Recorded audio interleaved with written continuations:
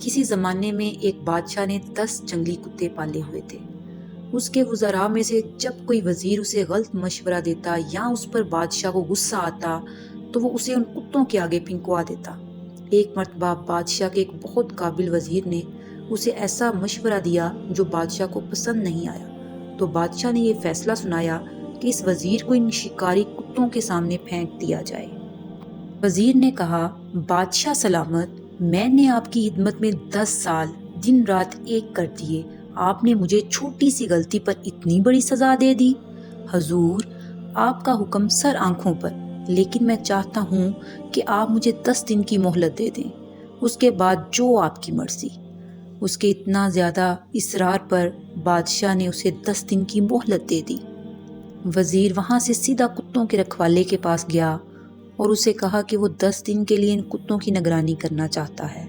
رکھوالا پہلے تو وزیر کی بات سن کے چونکا، لیکن پھر اس نے اسے اس بات کی اجازت دے دی۔ 10 دن تک دن رات وزیر ان کتوں کی دیکھ بھال کرتا رہا۔ جب 10 دن مکمل ہوئے تو بادشاہ نے اپنے پیادوں سے کہہ کر وزیر کو کتوں کے سامنے پھنکوا دیا۔ نہ جانے کتنے ہی وزراء کو یہ کتے نوچ کر کھا چکے تھے، لیکن آج بادشاہ کی آنکھوں کو عجیب ہی منظر دیکھنے کو مل رہا تھا۔ کتے بجائے اس وزیر کو نوچنے کے اس کے پاؤں چاٹنا شروع ہو گئے۔ یہ دیکھ کر بادشاہ بولا، آج ان کتوں کو کیا ہو گیا ہے؟